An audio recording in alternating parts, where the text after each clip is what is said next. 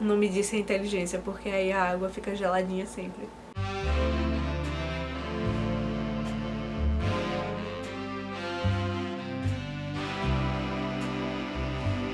E aí pessoas, eu sou a Helena Tavares e eu estou de volta com mais um vídeo e hoje eu vou fazer uma retrospectiva das leituras de 2020. Eu vou explicar já como é que vai ser essa retrospectiva, mas antes de mais nada, eu gostaria de desejar um feliz ano novo para todo mundo. Eu espero que 2021 seja um ano muito melhor do que o ano de 2020, porque foi difícil. E eu espero que vocês também tenham tido assim, um bom fim de ano, que essas últimas semanas de 2020 tenham sido comemorações bacanas para vocês, seja lá o que vocês comemoram, né? Porque nem todo mundo comemora Natal, então é isso. E é lógico que a bateria tá acabando. Ai, peraí que eu vou trocar. Enfim, vamos lá pra como será essa retrospectiva de 2020. Eu nunca fiz uma retrospectiva, eu acho. Eu já fiz um vídeo com todas as leituras de um ano, mas eu não vou fazer isso agora. Eu entendo porque que tem gente que faz vídeos falando sobre todas as leituras que fez no ano, mas eu particularmente não vou fazer pelo mesmo motivo que eu não fiz, que eu parei na verdade de catalogar quantos livros eu leio por ano. Como eu falei, se eu fizer uma matemática aí eu consigo saber quantos livros eu li por ano, porque eu catalogo a quantidade de livros que eu li até agora, desde que eu comecei a catalogar. Mas aí eu parei também de catalogar assim, livros lidos por mês e tal, pra diminuir a pressão em cima de mim, de assim, preciso ler, não tô lendo quase nada, que já é uma coisa que eu sempre falo, que a gente não tem que ficar se forçando a ler, que a leitura muitas vezes é um hobby pra gente, né? Pra mim eu não trabalho com isso, seria um sonho trabalhar, mas eu não trabalho com isso. Então é o meu momento de lazer, a leitura, né? Então eu não posso ficar me forçando. E leitura é mais sobre qualidade do que quantidade. É melhor você ler um livro e apreciar tudo que aquele livro tem pra te dar, você gostando ou não do livro, né? Você realmente entrar naquela história ou naquele tema que está sendo tratado, do que você ler 150 livros em um ano e não ter aproveitado todos esses livros, né? Eu sempre falo isso, mas é lógico que, como eu falei no meu último vídeo, eu sou usuária das redes, né? Eu uso o Instagram e assisto vídeo no YouTube, então lógico que fica ainda aquela pontinha de ai, vai, Helena, lê mais, sabe? Então eu não quero mais estar fazendo isso comigo e eu também não quero gerar esse tipo de pressão em quem me assiste. Não estou dizendo que quem faz conteúdos mostrando todos os livros que leu no ano, ou então que cataloga as leituras por mês e tal, é uma pessoa ruim, ou é um influenciador ruim, tá? Que faz um conteúdo ruim. Eu não tô dizendo isso. Tem pessoas que eu acompanho, que eu gosto muito, que fazem isso, e eu não acho que necessariamente essas pessoas gerem ansiedade em outros leitores, mas eu tô falando por mim o que eu quero fazer, o que eu quero mudar, e é o conteúdo que vai se encaixar mais comigo como pessoa, com a minha personalidade, tá? Eu não tô fazendo um juízo de valor de ninguém. Só pra deixar claro aqui, tá? Bom, enfim, é isso. Como é que vai ser a retrospectiva? Como eu falei, eu não quero falar todos os livros que eu li no ano. Assim como eu não vou ficar falando sobre todos os livros que eu li necessariamente aqui no canal e lá no Instagram, né? Eu vou postar o que eu tiver mais vontade de falar, porque eu gostei ou não gostei do livro. Foi mais ou menos, sei lá. Vamos lá, eu decidi fazer a retrospectiva assim, eu selecionei aqui. Eu vou falar sobre, primeiro, as piores leituras do ano, depois eu vou falar sobre as melhores leituras do ano e depois eu também vou falar sobre as leituras abandonadas em 2020. Por quê? Porque eu acho importante a gente naturalizar essa ideia de abandonar a leitura, de entender que mesmo se tiver faltando só 10 páginas pra você terminar o livro, tá tudo bem você chegar e dizer, já chega, não quero mais, tudo tranquilo, tá? E nem sempre a gente abandona um livro porque a gente não tá gostando, não tá achando interessante. A gente pode abandonar livros por vários motivos, porque, sei lá, do nada a gente chegou em um momento da vida que não tá conseguindo muito ler, não tá tendo tempo, não tá psicológico, ou então, sei lá, do nada o livro parou de interessar, ou, não sei, o ritmo de leitura caiu, entrou numa ressaca literária do nada, acontece. Vamos lá, tá, eu vou começar com os piores. A ordem que eu vou falar provavelmente é a ordem que eu li, tá? Não é uma ordem do que, sei lá, eu mais gostei pro que eu menos gostei, ou que foi menos ruim pro pior de todos, ou sei lá, tá? Não tem ordem Então vamos lá para as piores leituras do ano. O primeiro livro que eu tenho para falar aqui é Um Estudo em Charlotte, escrito por Brittany Cavallaro, eu ainda não sei pronunciar o nome dela. Que foi um livro assim que eu detestei, eu acho que 1,5 estrelas, e talvez eu tenha sido um pouco generosa. Assim, a ideia do livro é fazer não uma releitura de Sherlock Holmes, é meio que uma continuação, meio que uma inspiração, assim, uma homenagem às histórias de Sherlock Holmes. Basicamente é o seguinte, o livro acompanha a... eu não lembro se é bisneta, se é tatraneta, sei lá. Charlotte é da família de Sherlock Holmes. E como é o nome dele? Eu acho que é James Watson.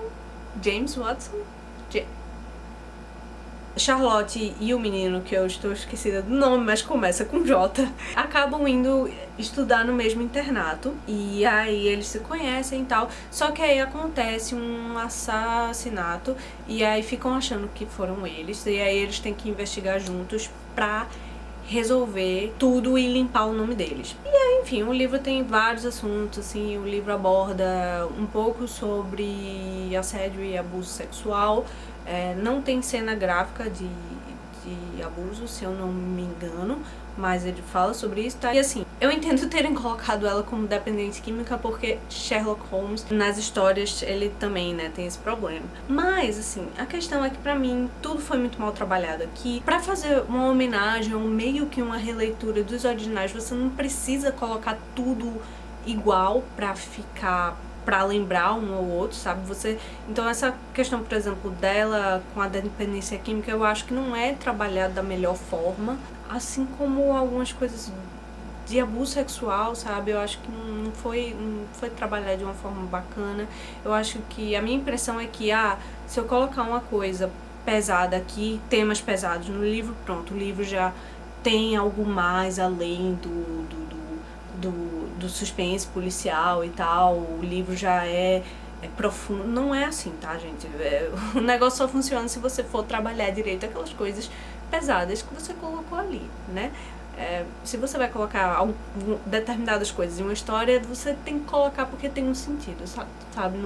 Não pode ser de forma gratuita. Então eu acho que não foi bem trabalhado e eu não gostei muito disso. Fora que eu acho que ela tenta o tempo todo relacionar com as histórias originais, que acaba se esquecendo de desenvolver a história que tá ali agora.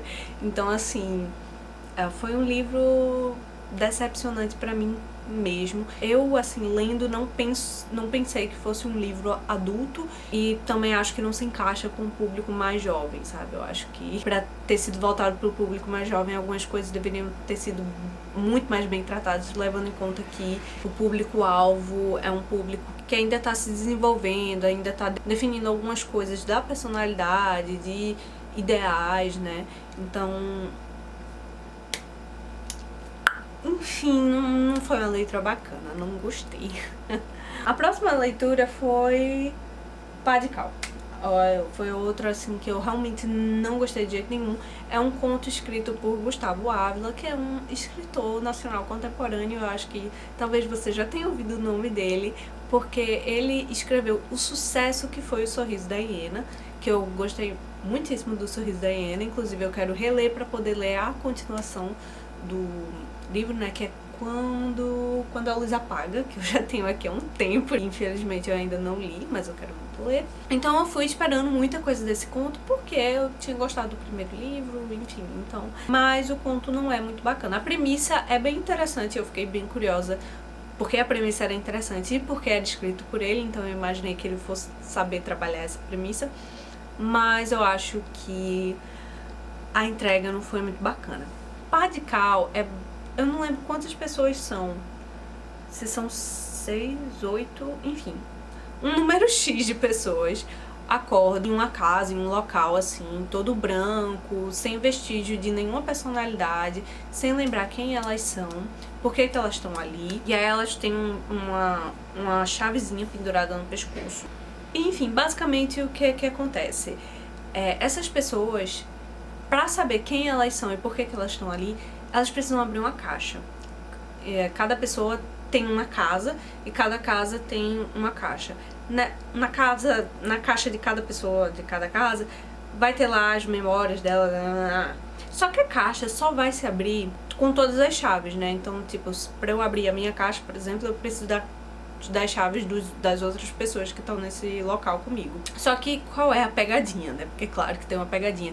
Se uma caixa for aberta, todas as outras não podem ser abertas. Então você não pode reutilizar as chaves, você só pode usar uma vez. Então, aí eu, pronto, já sei, esse conto vai ser sobre a degradação humana, sobre até onde a gente vai pra conseguir o que a gente quer, sobre o não saber quem você é, como isso é desesperador, ou então, sei lá, sobre como não importa quem você foi no passado, importa o que você faz agora, e tem uma discussão interessante sobre isso, se isso é realmente assim ou não é, o que que...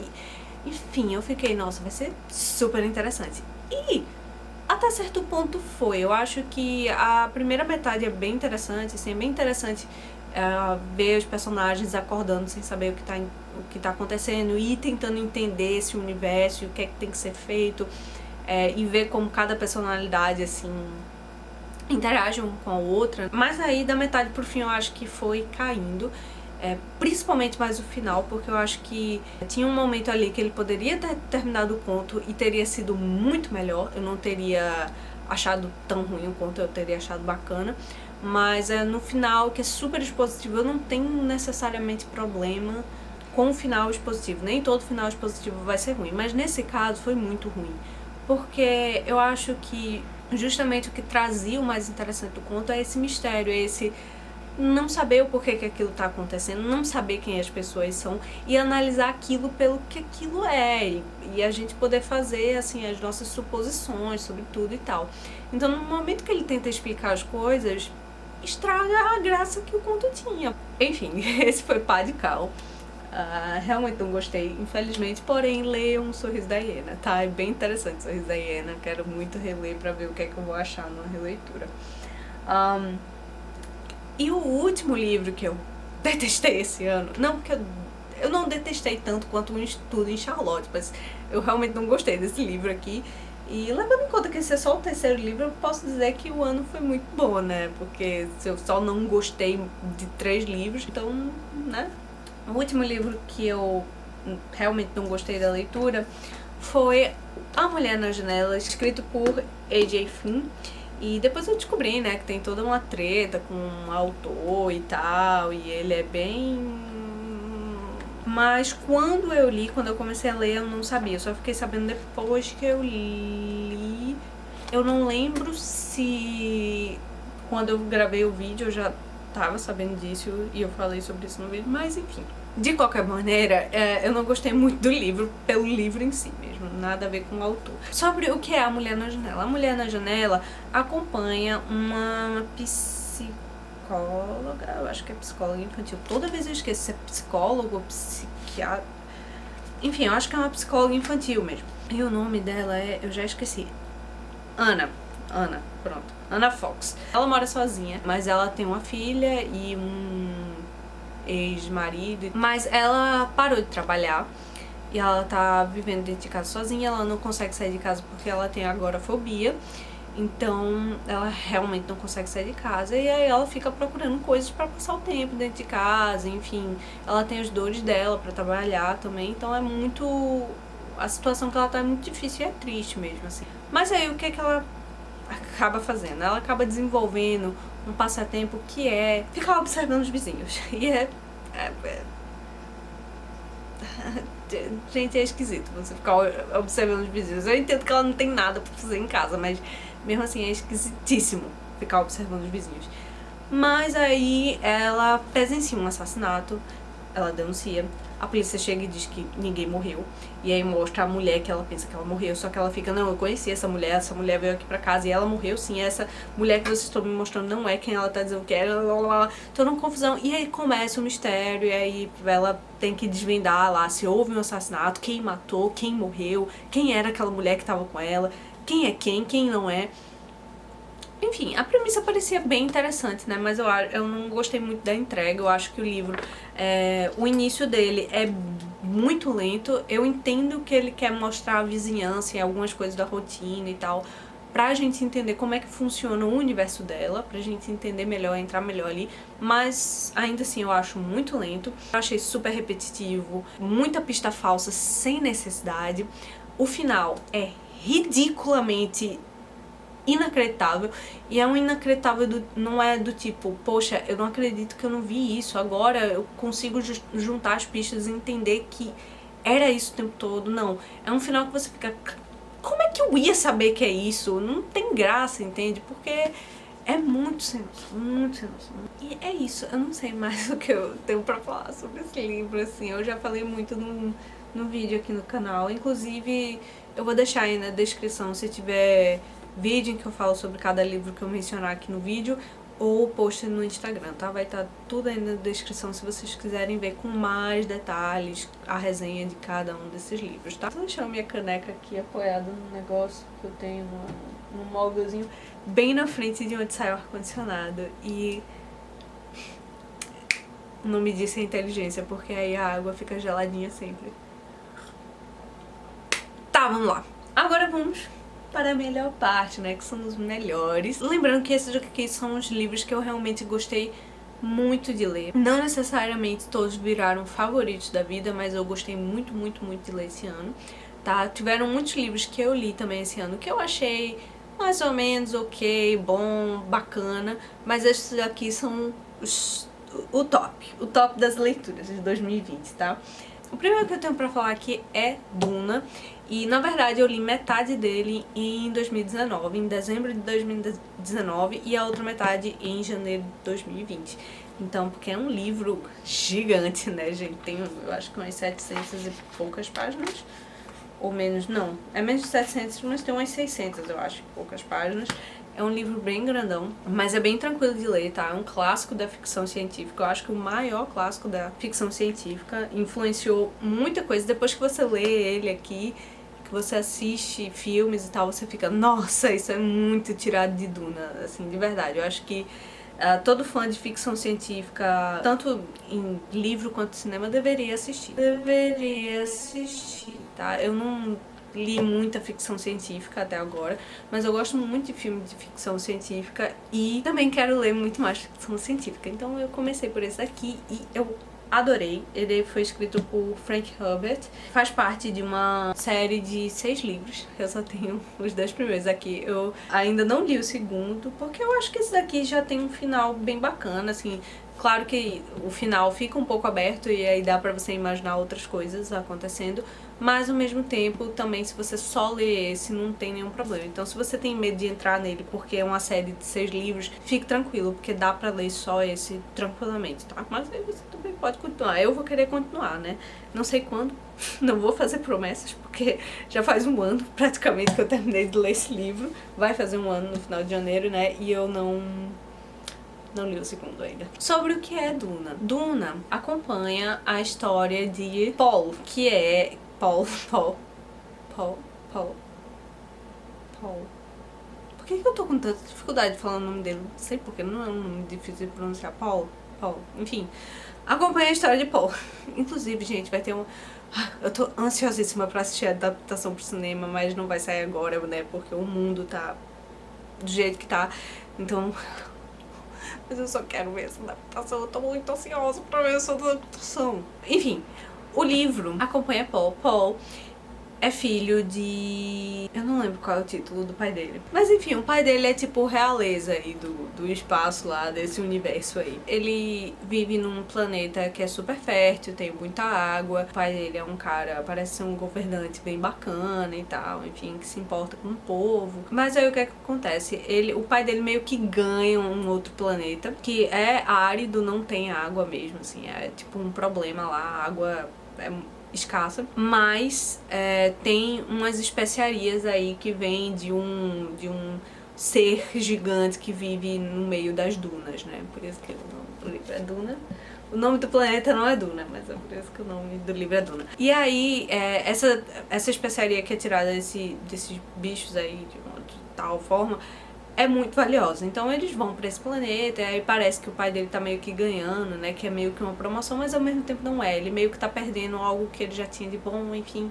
Ele tá meio que se jogando no fogo cruzado ali, ou ele não tem o que fazer, ou ele vai ou ele vai. Enfim, foi ele, o pai e a mãe pra lá. Enfim, aí tem um barão, que é o rival, e aí o pai dele não é spoiler, tá, gente? Porque a história mesmo, assim, demora um pouco pra acontecer isso que eu vou falar, mas a história em si só começa mesmo depois disso, tá? O pai dele é assassinado, e ele e a mãe, né, conseguem se salvar desse atentado contra a família, e ele vai viver no meio dos nativos lá das dunas do planeta. E aí, enfim, ele vai ter que aprender a sobreviver ali no meio e tal, enquanto ele cria o seu plano de vingança, né? Eu não sei se ele, no livro, ele define assim como um plano de vingança, mas é um plano de vingança, tá? Mas ele meio que quer conquistar de volta tudo que ele perdeu, né? Com a morte do pai e tal. E eles, assim, tem algo de especial nele, né? Como se ele fosse virar um profeta, um negócio aí, né? Como se ele fosse realizar uma profecia. É bem complexo, assim, a construção de mundo é muito bem feita. Inclusive tem vários nomes e coisas que ele vai jogando aqui no meio e você tem que ir no glossário no final do livro pra ir entendendo o que é. E a partir do glossário é que você vai entendendo um pouco do que é o sistema político, algumas denominações e tal, e aí você vai encaixando as coisas e é meio que te vira aí. E eu achei isso ótimo. Mas enfim, a história é sobre isso, e aí é claro que você pensa, é a história pra você torcer por ele, porque o coitado sobreviveu a um atentado contra a família dele, e enfim, o barão também é bem um vilão mesmo, assim, inclusive tem algumas coisas da vilania do barão que eu não gosto muito, mas aí eu também entendo que é porque o livro foi escrito quer dizer, foi lançado em 1965, se eu não me engano. Então, assim, era outra sociedade, outra visão de mundo. Não tô falando que é certo, mas tô dizendo que eu compreendo o porquê que tá assim, né? Mas, assim, aí você pensa que vai ser um livro pra você torcer, assim, né, pro mocinho, e que Paul vai ser um mocinho e tal, que você vai torcer e tal. Só que não é bem assim. Ele, assim, ele não é uma pessoa horrível, mas ele também não é um herói, ele não é um anjo. Por mais que você sinta pena de tudo que aconteceu e você entenda o porquê que ele tá fazendo o que ele tá fazendo, você também consegue ver que não é ok o que ele tá fazendo, sabe? Eu não consigo ver ele como um mocinho, assim, da história. Inclusive, ele é muito manipulador, ele manipula muito o povo nativo desse planeta. Eu acho que é um livro também sobre isso, assim, sobre manipulação de massa, né? Sobre como se é usado religiosidade e crenças pra manipular uma comunidade. É um livro interessantíssimo, é filosófico, é político, fala sobre ecologia também. O universo é muito bem construído. Enfim, foi um livro bem interessante mesmo, assim. Eu gostei bastante da leitura. Vamos lá, próximo. Próximo é uma HQ, é uma autobiografia, né? Então eu achei super interessante, assim, uma autobiografia feita em quadrinhos, né? São todos em preto e branco, os traços são bem bonitos, assim, é bem confortável de ler essa edição aqui. E foi escrito por Marjane Satrap, né? A história da vida dela, como eu falei, é uma autobiografia. E ela vai falar aqui sobre a infância dela no Irã. E quando ela sai de lá e vai pra um país europeu, ela fala do período ditatorial de lá, como foi difícil, como algumas pessoas lutaram contra isso. E sobre como, e aí foi que me marcou muito aqui, que é uma parte em que ela fala que as pessoas estavam tão ocupadas em sobreviver que elas não tinham tempo de pensar em lutar contra o sistema, né? Então é realmente muito triste, assim, velho. Foi uma parte que me pegou mesmo, assim. Ela fala sobre as dificuldades dela de se adaptar na Europa, né? Porque, enfim, a situação do país dela que ela vem é muito diferente, a falta que faz, a família, as pessoas que ela perdeu. É um livro que fala bastante sobre política, mas também fala sobre desenvolvimento pessoal, sobre saúde mental. É um retrato muito honesto, assim, ela não tem medo de falar coisas que geralmente a gente teria medo, assim, de falar pros outros sobre a gente, sabe? Ela é bem honesta, sabe? Naquela época eu pensava isso, isso e isso. É bem interessante, porque ela deixa a gente ver mesmo como toda a situação política do país dela afetou ela. A próxima A leitura foi A Metamorfose, de Kafka. Eu adorei esse livro, é curtinho, é tranquilo de ler, tá? A linguagem é muito, muito tranquila mesmo, não tenho medo porque é um clássico. Antes eu tinha medo porque a galera falava, nossa, porque Kafka, né, tem um negócio meio filosófico e é um autor tão bem falado, né, e falam tanto assim da escrita dele que eu fiquei com muito medo de ler. Eu achava que eu não ia conseguir ler, mas foi muito tranquilo mesmo, assim, a leitura, tá? A linguagem é bem tranquila de acompanhar. Tem um textinho aqui que fala um pouco sobre o que seria a metamorfose, né? Fala um pouco sobre a questão do contexto político, mas ao ler eu me prendi mais a metamorfose dele como uma metáfora para depressão, assim, então foi interessantíssimo, né? Se você não sabe sobre o que é a metamorfose, basicamente é o seguinte: um homem comum acorda um dia e percebe que ele foi metamorfoseado. Não sei porque eu tô achando engraçado assim. Mas enfim, ele percebe que ele se transformou num inseto. E aí a gente acompanha no livro, assim, ele tenta entender o que é que aconteceu com ele, por que ele tá assim, tentando se adaptar ao novo corpo dele e o impacto que isso tem na família, enfim, como a família vai lidar com isso. O final é bem triste mesmo, assim, e se for, assim, se prender ao negócio da depressão, o final é meio ruim como mensagem. Enfim, eu não vou falar mais nada, é um livro curtinho. A história é basicamente essa, então não vou dar muito mais spoiler. Enfim, foi uma leitura bem interessante, bem transformadora, pretendo reler bastante e quero muito ler outros livros dele. Eu fiquei muito curiosa pra ler mais coisas dele. O próximo serão 4 livros, eu não vou falar de cada um individualmente porque é uma série. Se você acompanha aqui o canal ou o Instagram, você já deve saber qual é a série. Eu acabei de falar que são 4 livros, então acho que você já vai saber quais são os livros. Seria a melhor leitura do ano? Talvez, hein, gente? Talvez, porque a série entrou assim pros favoritos da vida. A autora também. Estou louca pra ler outros livros dela, mas eu tô me preparando psicologicamente porque, gente, essa série acabou comigo. E foi a tetralogia napolitana, que tá tudo branco aqui, né? Porque é tudo... Enfim, deixa eu fazer um... A tetralogia napolitana.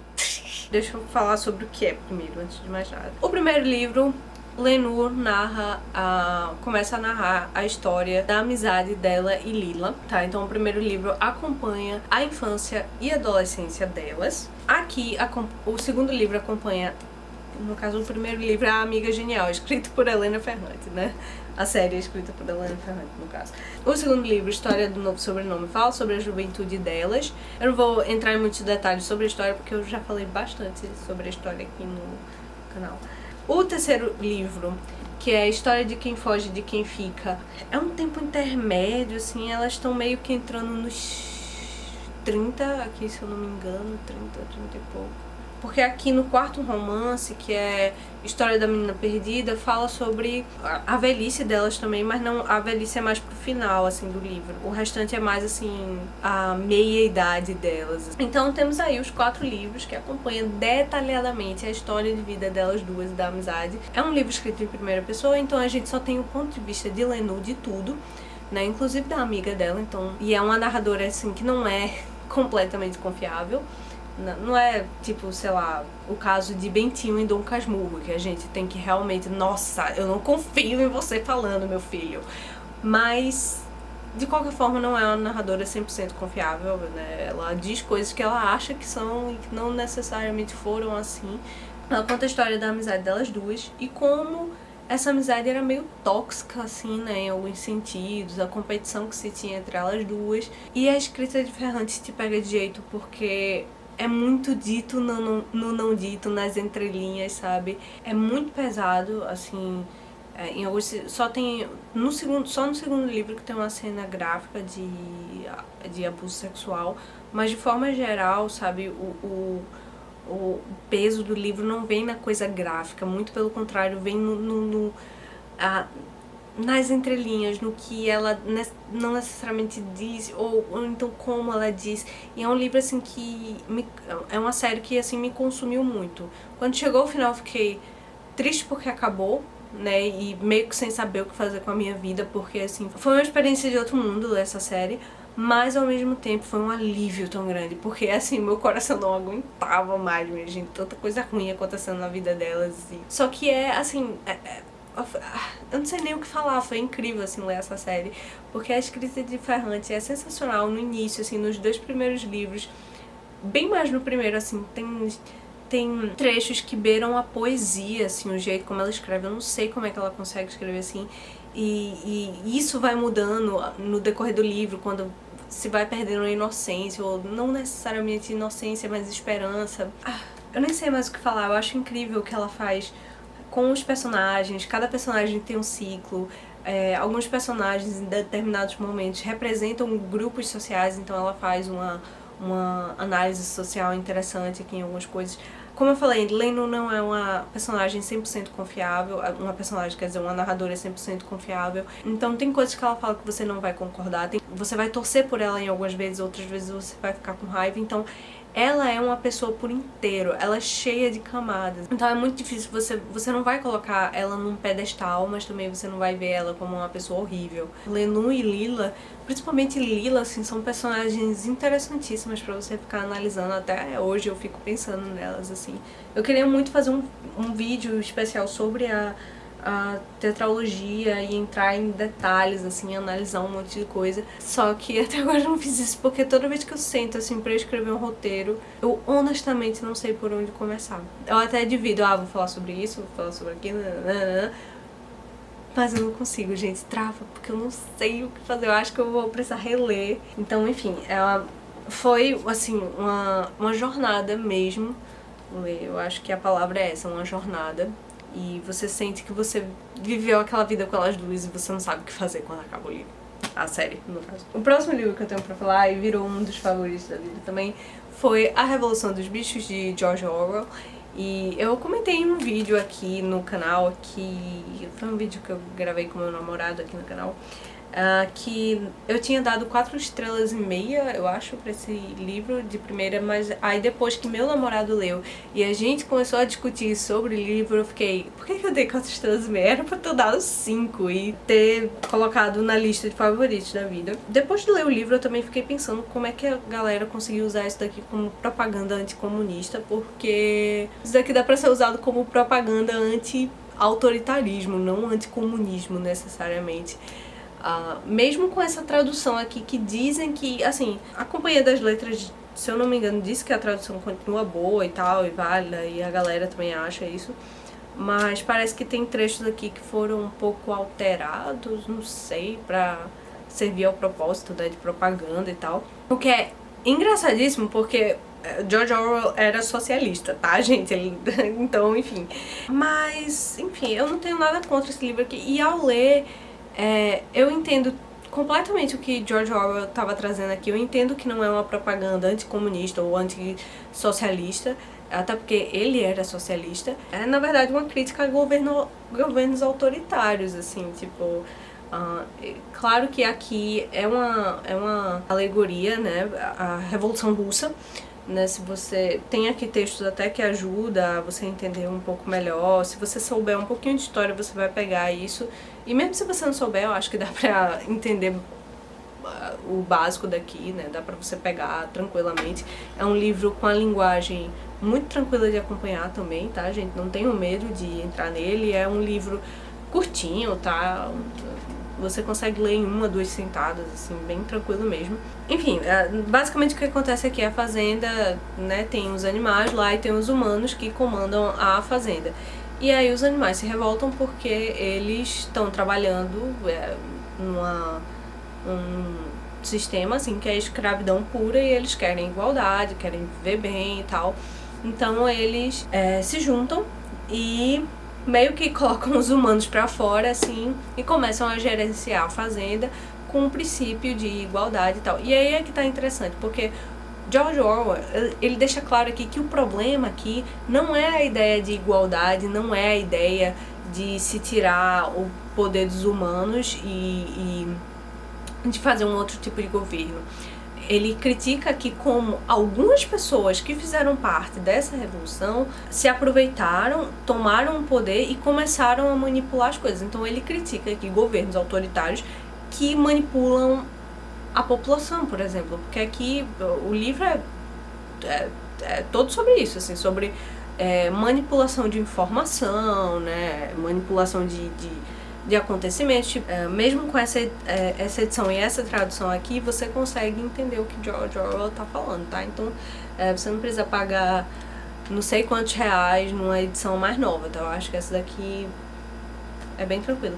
E, enfim, eu gostei muito desse livro por causa disso, porque tem os animais e os animais falam e tal, mas não é um livro infantil. Como eu falei, é maravilhoso porque ele critica bem os governos autoritários e ele mostra muito bem como é que esse tipo de governo pode vir ao poder e como é que ele manipula as coisas pra continuar no poder. Uma leitura incrível, eu quero muito ler mais de Orwell, tá?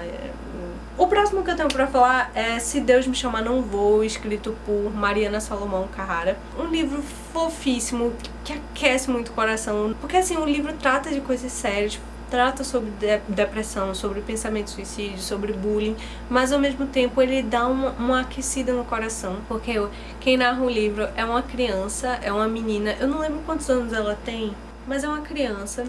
E assim, eu acho que ela consegue escrever bem, assim. Mariana Salomão Carrara, eu acho que ela escreve de uma forma muito crível. Realmente parece uma criança escrevendo, assim, a inocência no olhar de algumas coisas e tal. O jeito como ela fala algumas coisas é fofinho e tal. Enfim, o livro é basicamente ela contando sobre o que acontece na vida dela. E aí também tem, assim, a questão dos pais dela, que estão meio que numa crise, assim, né? Estão com problemas financeiros, aí entra uma terceira pessoa aí no meio. Então é interessante porque também traz a questão de um relacionamento a três. E aí é muito bacana porque o livro não demoniza, né? Inclusive trata isso como uma coisa boa, uma coisa que melhorou a vida ali da família, né? E, enfim, é muito interessante o livro, eu gostei muito, dá uma aquecidinha no coração no final, porque é um final que não necessariamente diz que tá tudo bem, tudo ok agora, mas é um final que te diz que, olha aqui, nós já sabemos que a gente tem que trabalhar para as coisas ficarem melhores. Então, enfim, deu uma aquecidinha no coração também. Outro livro que eu tenho pra falar aqui é Caderno de um Ausente, escrito por João Manzanello Carrascosa, que é um autor nacional também. Eu achei esse livro belíssimo. É poesia, isso daqui é poesia, minha gente, é lindo, assim. Ele usa metáforas incríveis aqui pra falar sobre o que ele quer falar. E, basicamente, o negócio é o seguinte, João, ele já tá nos seus 50 anos, quando ele tem a segunda filha dele, e ele começa a escrever em um caderno coisas que ele acha que talvez ele não tenha tempo de dizer a ela, porque, enfim, quando ela ficar um pouco mais velha, talvez ele já esteja morto e tal, pelo menos é isso que ele pensa. E, assim, o final desse livro é de partir o coração, mas o livro é muito bonito, assim, é muito lindo, as coisas que ele fala. Ele reflete sobre a vida mesmo, sobre o que ele viveu, sobre os erros que ele cometeu, sobre as coisas boas na vida dele, sobre história, sobre a origem, sobre quem a gente é. Enfim, é um livro muito, muito bonito, faz parte de uma trilogia, mas eu só li esse até agora. Agora eu tenho 2 livros de não ficção pra falar. Esse daqui é Caliban e a Bruxa, Mulheres, Corpo e Acumulação Primitiva, escrito por Silvia Federici. Esse livro aqui, ela vai analisar a caça às bruxas de um ponto de vista feminista, né, e de classe também.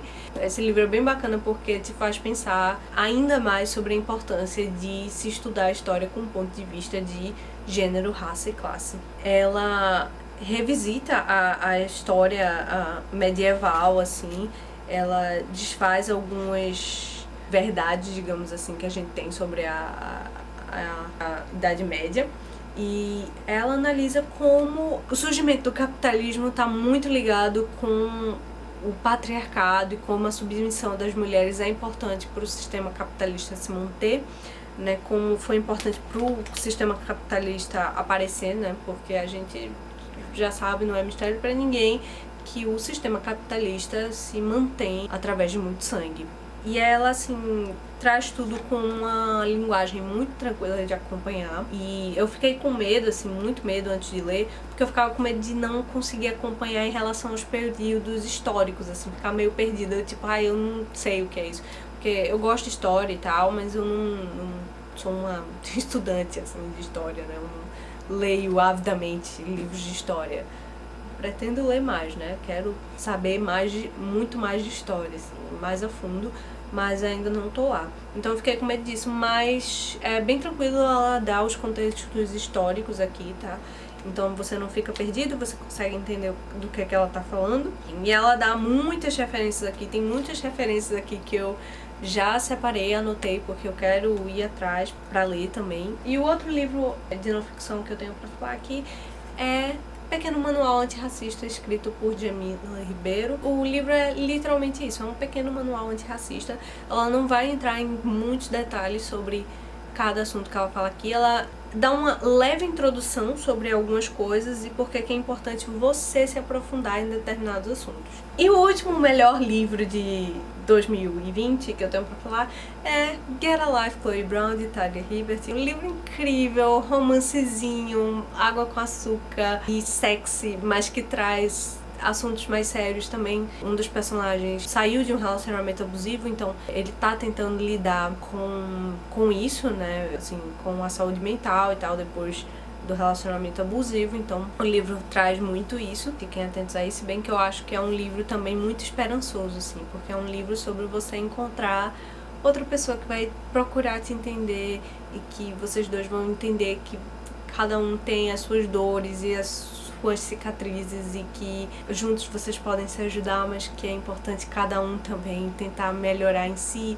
E enfim, é um livro muito fofinho, assim. Eu não posso falar muito da escrita em si, de algumas coisas que geralmente eu falaria, porque eu li em inglês, só tem em inglês até agora, eu não sei quando é que vai chegar aqui no Brasil. Então, assim, eu não posso falar sobre algumas questões da escrita e tal, porque eu tô começando a ler mais em inglês agora. Mas foi, assim, foi um alívio. Esse livro foi um belo respiro, assim. Basicamente o livro conta a história de Chloe Brown, que depois de um episódio de quase morte, ela escreve uma lista pra dar um impulso na vida dela, assim. Uma das coisas da lista é sair da casa dos pais, e aí ela vai morar num prédio, e aí tem um cara que trabalha no prédio, e aí eles se conhecem, e eles não se gostam, mas ao mesmo tempo sentem uma atração muito forte um pelo outro, eles vão se conhecendo e vão...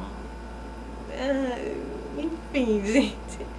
É um livro bem adulto, tá? Tem cenas bem explícitas de sexo aqui. É um romance muito fofo, mas que também vai além do romance.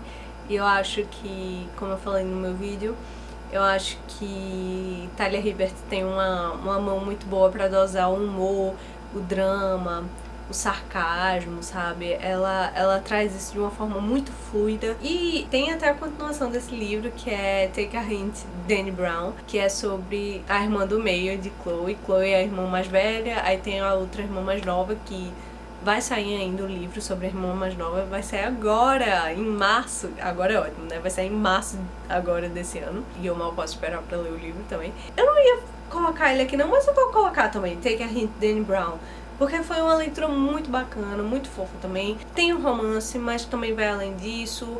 Ela dosa bem o humor e o drama, fala sobre ansiedade, fala sobre depressão, fala sobre a perda de entes queridos e fala também sobre insegurança em relacionamentos, né? Sobre a sensação de não merecimento de algumas coisas boas. Então fiquem ligados aí, tá? Se forem assuntos muito delicados, assim, vocês não quiserem ler sobre isso. Mas, de novo, é um livro, assim como o primeiro, é um livro otimista, é fofinho, é sexy, é tudo que é de bom. Enfim. E esses foram os melhores livros lidos em 2020. Agora vamos passar para as leituras abandonadas. E minha água tá acabando, minha garganta não vai aguentar. Vamos lá. A primeira leitura que eu anotei aqui, que eu abandonei, foi Quando o Mal Tem um Nome, escrito por Glauquin. É um livro nacional de terror. Eu selecionei ele pra ler em outubro, porque eu tava querendo ler uns livros de terror no mês de outubro. Flopou completamente, né? Porque eu não sei seguir TBR, eu não consigo seguir. Mas eu comecei a ler, eu li bastante dele, até pensei em ler até o final só pra poder falar o porquê que eu não gostei desse livro. Mas eu desisti, vi que não valia a pena, não valia o meu tempo. O texto tem muito problema de revisão mesmo. Eu não sei se foi publicado de forma independente, eu acho que talvez tenha sido. Mas assim, tem muito problema de revisão, ficou meio ruim pra ler em algumas partes. E de forma geral eu não tava gostando muito da história, assim, é uma coisa que é o meu gosto pessoal mesmo, né, que já me deixou meio no começo, foi que na nota da autora do começo ela fala sobre como quando ela tava escrevendo o livro, como o marido dela adivinhou não sei o que do livro e ela não tinha comentado ainda sobre ele, e aí meio que pra dar aquele ar de tipo, ai, como isso é meio que real, assim, e eu não gosto muito disso.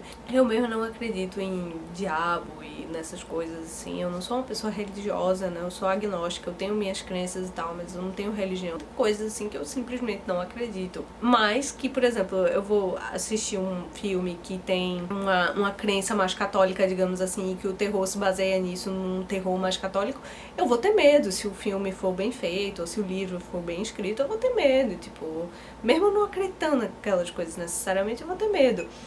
Então eu não preciso que você me faça pensar que a coisa é real pra eu ter medo, sabe? E eu acho que algumas coisas que ela usa como elemento de terror, eu não gostei muito, achei meio chato. Por exemplo, pra uma personagem parecer assustadora, ela é meio que assustadora, assim, pela descrição que dá, porque ela é negra com o cabelo todo branco, assim, ai, gente, não, né? Eu não tô dizendo que a autora é racista ou que o livro é necessariamente racista, mas eu não gostei disso, assim, né? Me incomodou bastante. E o terror em si é chato, assim, é muito do nada, não tem construção de suspense suficiente pra você ficar com medo da coisa, e não sei, é muito, muito chato. Eu também abandonei Drácula.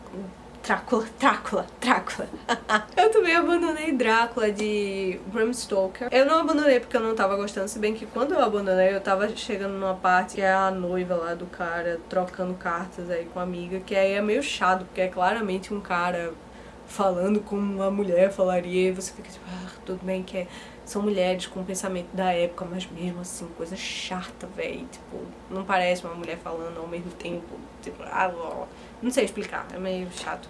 Mas eu tava gostando muito do livro até aí, né? Eu acho que todo mundo sabe a história de Drácula, mas basicamente o que acontece é um jovem que ele é um agente imobiliário, pronto, o jovem é um agente imobiliário que vai ajudar um nobre, que no caso é Drácula, que no caso é um vampiro, e todo mundo sabe, isso não é spoiler, todo mundo sabe quem Drácula é, então não venham me dizer que isso é spoiler.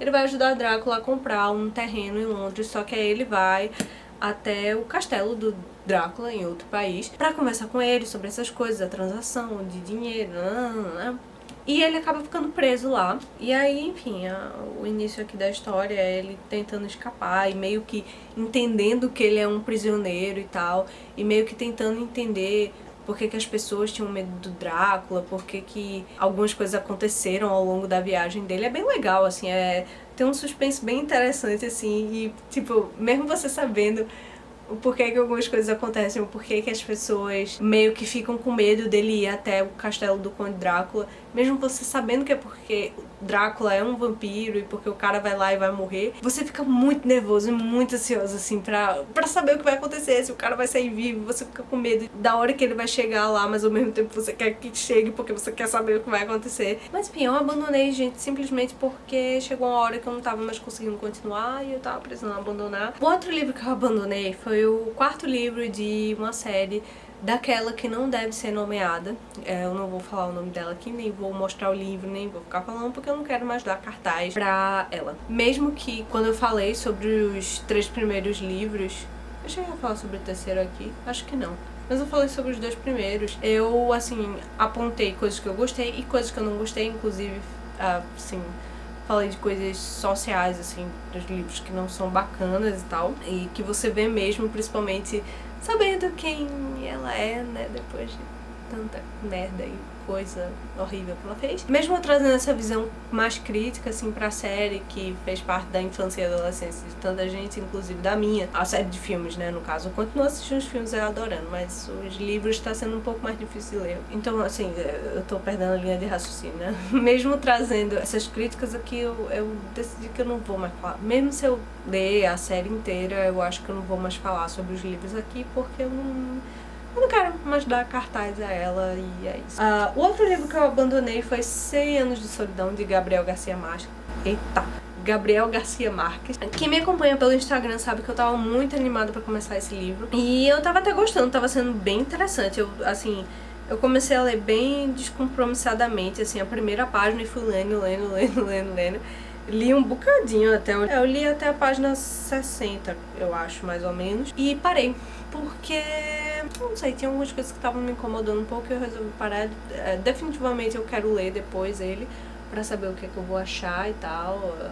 Eu ainda tô me perguntando onde é que essa história iria parar, porque até onde eu parei aqui eu não sei exatamente o que é que ia acontecer em tudo. Eu parei porque tinha umas descrições aqui que me incomodaram muito, assim, principalmente relacionadas à mulher e a sexo, assim, que tava me deixando meio desconfortável, e, enfim, eu não tava afim, parei de ler. Eu entendo que o autor vem de outra época, né, mas mesmo assim me incomodou. Você poderia até dizer que, tal descrição poderia, mesmo sendo em terceira pessoa, poderia ser meio que a ver com o ponto de vista do personagem, mas eu realmente não acho que seja o caso desse livro. E o último livro que eu tenho pra falar no vídeo de hoje, que é o último livro que eu abandonei em 2020, foi Menina Escrevendo com o Pai. Eu li algumas boas páginas, principalmente considerando que ele é um livro curtinho, e eu abandonei. Gente, eu não sei porquê. Eu tava gostando muito, mas aí, por motivos meus, aí eu precisei abandonar ele e seguir pra outro. Eu não queria estragar a leitura quando eu vi que não ia rolar naquele momento a leitura desse livro específico. Então eu parei, né? Ele é o segundo livro da trilogia do Adeus, né? Que no caso o primeiro livro é o Caderno de um Ausente. E esse daqui é, na verdade, a filha dele descrevendo, falando de coisas, e é bem poético também, é bem bonita a escrita, assim como o primeiro. Enfim, eu tenho certeza que esse vídeo ficou um curta-metragem, quase, né? Eu espero que vocês tenham gostado do vídeo. Eu vou ficando por aqui. Um beijão. E eu vejo vocês no próximo vídeo.